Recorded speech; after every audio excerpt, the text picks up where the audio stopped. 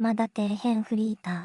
同窓会で私を罵倒した元いじめっ子。しかし彼らがいるその高級店のオーナーは、私だった。会計時。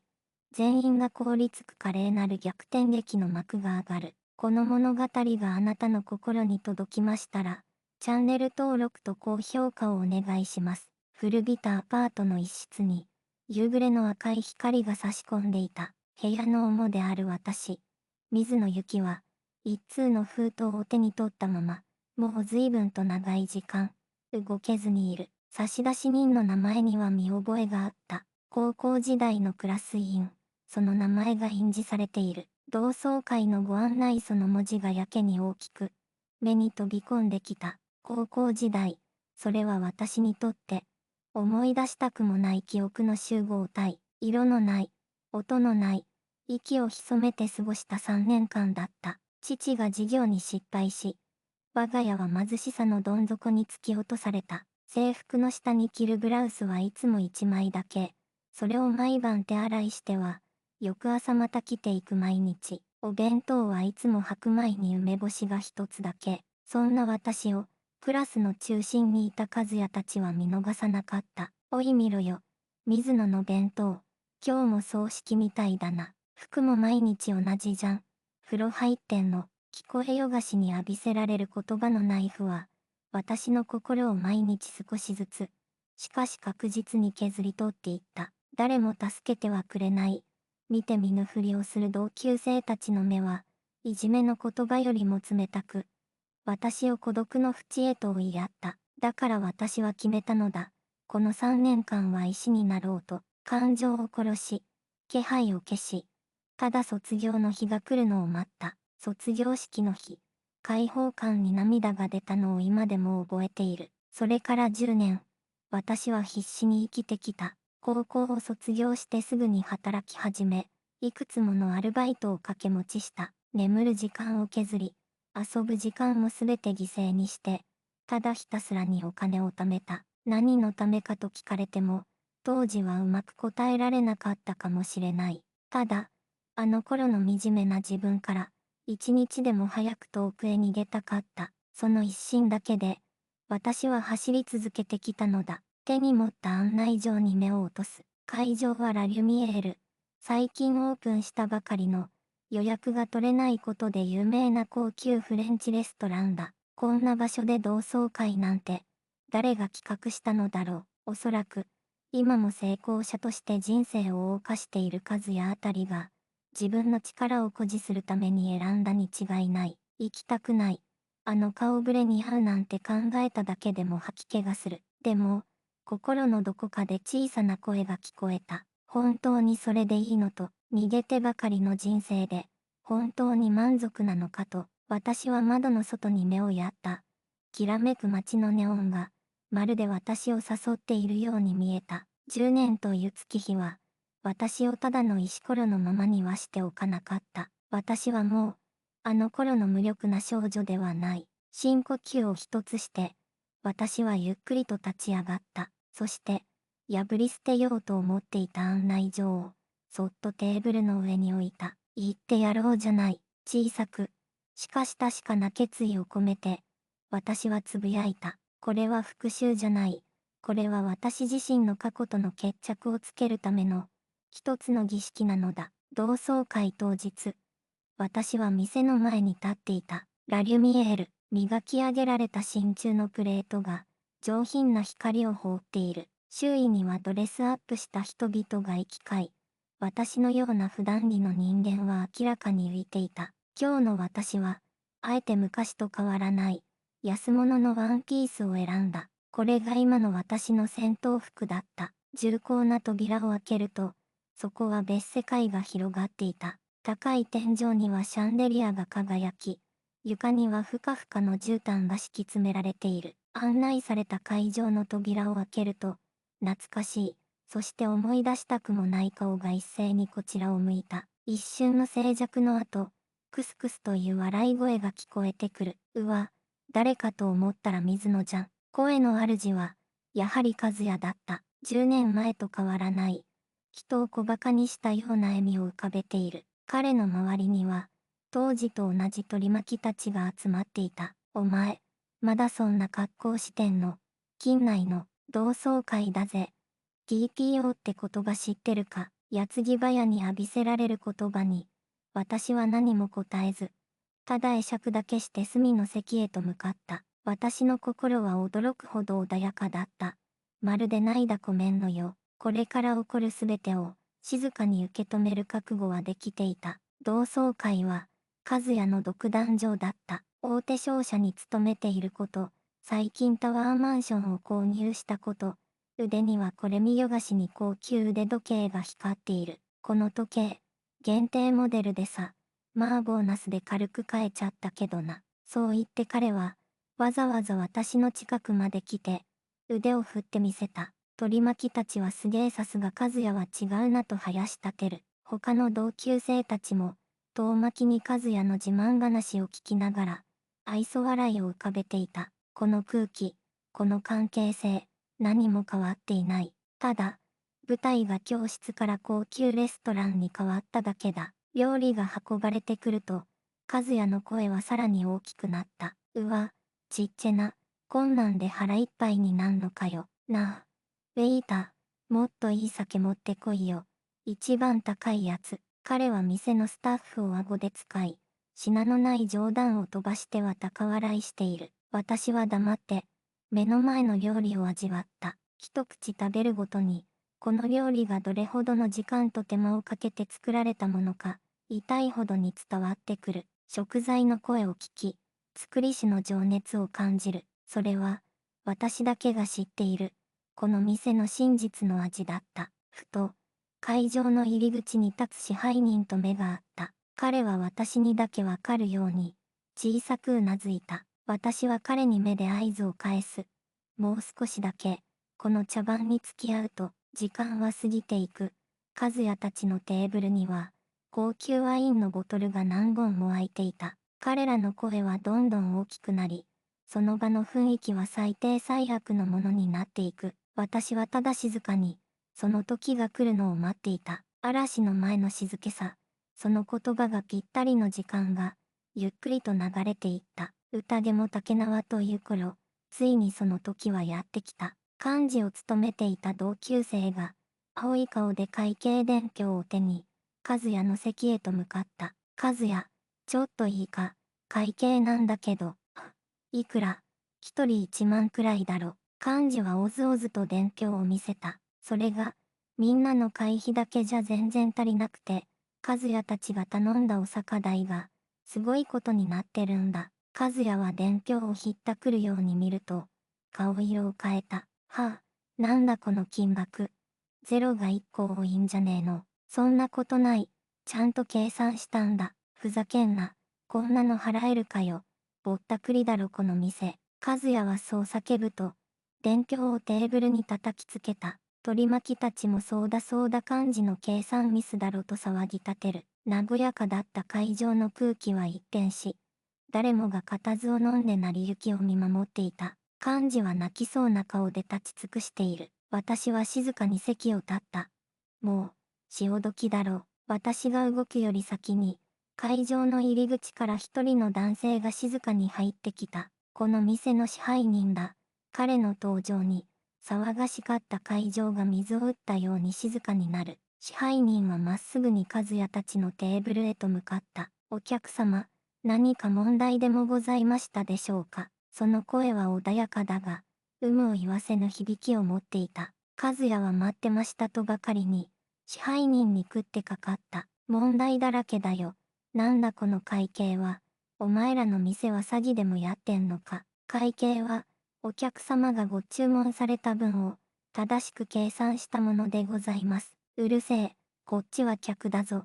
その態度はなんだ。他のお客様のご迷惑になりますので、お静かにお願いいたします。支配人の毅然とした態度に、和也は完全に逆上した。なんだとこの野郎。てめえじゃ話になんねえ。責任者を呼んでこい。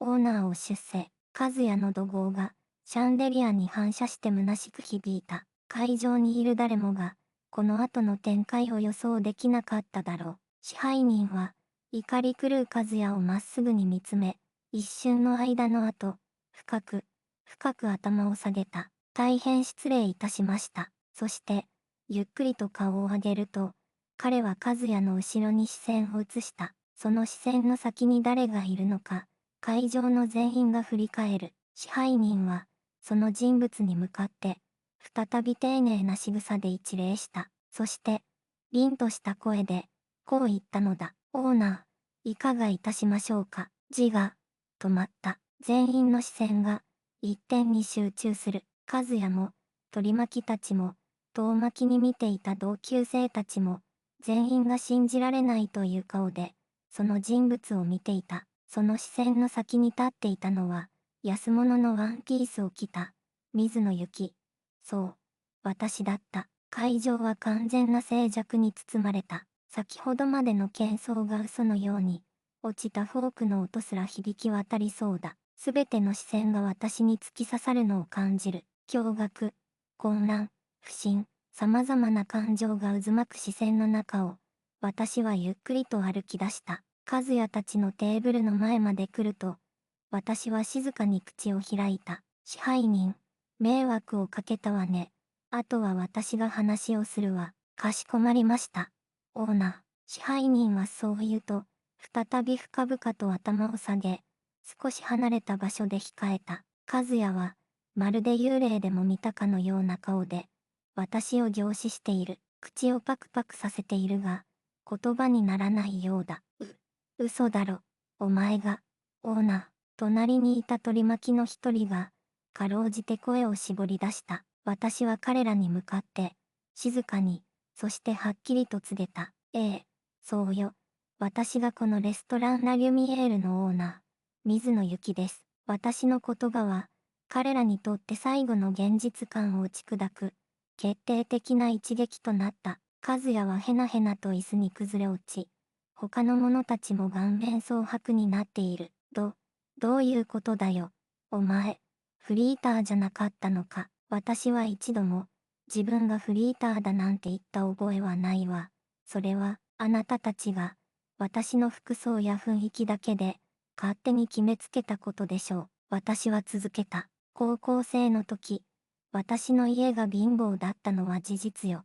だから、私は、学校が終わると毎日アルバイトに行っていた。必死で働いて、家にお金を入れていた。当時のからかった日々が、脳裏をよぎる。でもね、私はその経験を不幸だとは思わなかった。むしろ感謝しているくらいよ。いろいろな飲食店で働いたおかげで、私は食という世界の素晴らしさに気づくことができたから、一つの料理が、どれだけ多くの人の手を経て、お客様のもとに届くのか、生産者の思い、料理人の技術、そしてサービスする人の心、そのすべてが一つになったとき、人は食事で笑顔になれる。その感動が、私の人生の道を決めた。高校を卒業してから、私は調理の専門学校に通った。もちろん、学費は全部自分で払ったわ。朝は新聞配達。昼は学校。夜はレストランで皿洗い。寝る時間なんてほとんどなかった。卒業後は、フランスに渡ったの。本場の空気に触れたくて、言葉もわからない場所で、何軒ものレストランの門を叩いて、見習いとして雇ってもらった。そこでの修行は、想像を絶するほど過酷なものだったわ。誰もが、息をすることも忘れ、私の話に聞き入っていた。人種差別も受けた。女だからと見下されたこともあった。悔しくて、毎晩枕を濡らしたわ。でも、私は諦めなかった。いつか自分の店を持つ。その夢だけを支えにして、歯を食いしばって頑張ってきたの。そして、数年前に日本に帰国して、たくさんの人の助けを借りて、ようやくこの店をオープンすることができた。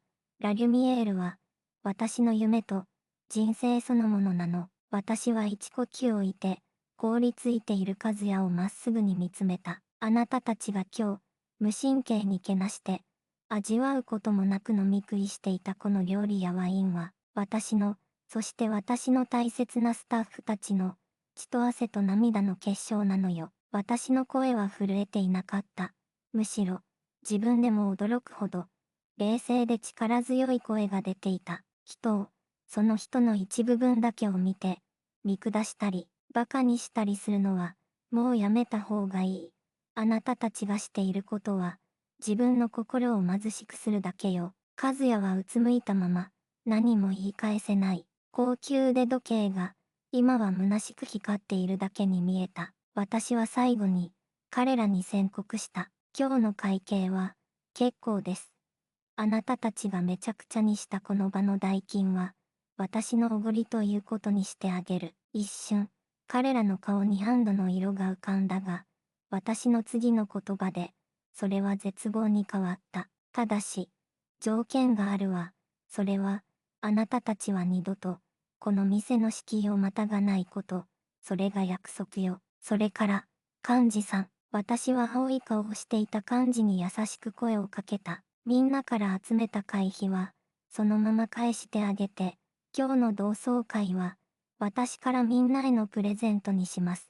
幹事は目に涙を浮かべながら、何度も何度も頭を下げた。和也とその取り巻きたちは、もはやこの場にいることすら耐えられないという様子で、誰に言うでもなく、逃げるように席を立ち、出口へと向かっていった。その背中は、10年前の地震に満ち溢れた彼らの姿とは似ても似つかないほど、小さく、惨めに見えた。彼らが完全に姿を消すと、会場に残っていた同級生の一人が、私の元へやってきた。水野さん、ごめんなさい。彼女はそう言うと、深々と頭を下げた。あの時、見て見ぬふりをして、本当にごめんなさい。それをきっかけに、次々と他の同級生たちも集まってきて、口々に謝罪の言葉を述べ始めた。すごいよ水野さん。本当に尊敬する。今日の料理、本当に美味しかった。